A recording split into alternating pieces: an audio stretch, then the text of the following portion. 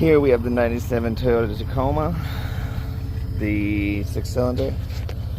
I got the starter. I'm pretty sure it went out on it because it has been making a scratching noise when you start the car towards the end with the starter. And after it does the noise, sometimes you can feel the starter like losing power, like it's like wow wow wow wow wow wow as it's starting. So let's go ahead and get started. The starter is going to be right down here. You're going to see it, this unit right here. That's our starter. Take off the tire, makes it a lot easier. You can crawl underneath. There's 2 bolts. I'll show you those real quick.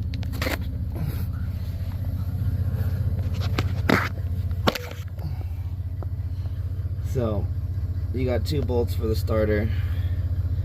One bolt is going to be this one right here, above the one, and then there's going to be another one up top, up there.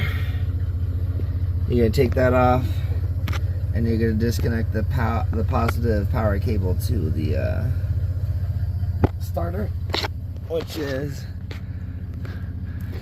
right there where that wire is going into it.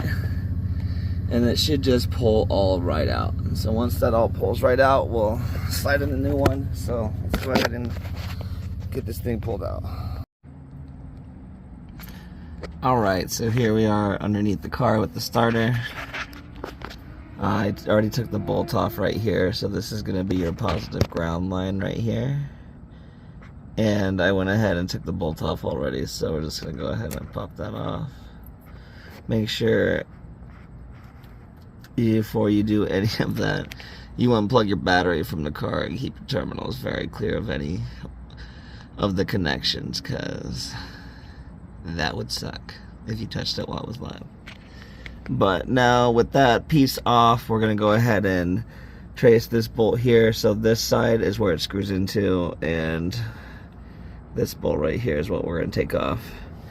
And right up here, up top, you can't really see it that well, but there's a bolt back here that holds up top that we're going to remove as well. So I'm going to go ahead and get this bolt removed and get the bolt up top removed. And when we do that, all that's left is this right here. This clip is connected. We're just going to disconnect that. Once we get that off and those 2 bolts off, this thing should just pull right out. So let's go ahead and get that taken off. Alright, so here we have the motor. It's kind of loose. I just kind of wanted to show you. I got it off. Got the first bolt here off. The next bolt right here is coming off. So I can't focus on that for you. Here we go. So this bolt right here is next to come off. I just wanted to give you guys just a visual on as I'm like kind of removing it. And yeah, so once that last bolt is off, it's only 2 bolts that really hold it on. It should just slide out pretty easily. We'll find out how annoying it is to get through this little gap and everything, but I had to use a breaker bar on this. Always be careful when you're taking these bolts off and stuff, because they do snap, and if they snap, it's a pain in the ass. So I suggest using some bolt remover spray, a breaker bar, or something that can help add the extra torque and everything that you need to knock these bolts loose and get them off of there. So I'm gonna go ahead and finish pulling this piece off, and we'll pick up again.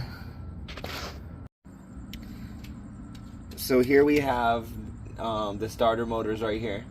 New one and an old one. Some parts might be exactly similar, some might be just a little bit off. As you can see, I feel like this new one's just a little bit different. Even the instructions on the box say some parts might not add up, but this part meets or exceeds expectations. So let's just go ahead and get this put on. So again, we've got our bolts right here, got our things right here. Everything looks exactly the same. So we're gonna go ahead and pretty much do the opposite of what we just did. And I know I don't really show too much on my videos. That's because I don't have a camera operator. But basically, we're going to get these two bolts put back into place. So we're gonna hold it up there, get the bolts started and placed. Make sure your motors line up. I'm going to remove this bolt here beforehand so I can get the positive wire attached to that, and then obviously reconnect our clip right there and start her up, and that should be how you do the starter on a Toyota Tacoma. So if you guys appreciate these videos, like watching them, give it a like. Always helps a lot.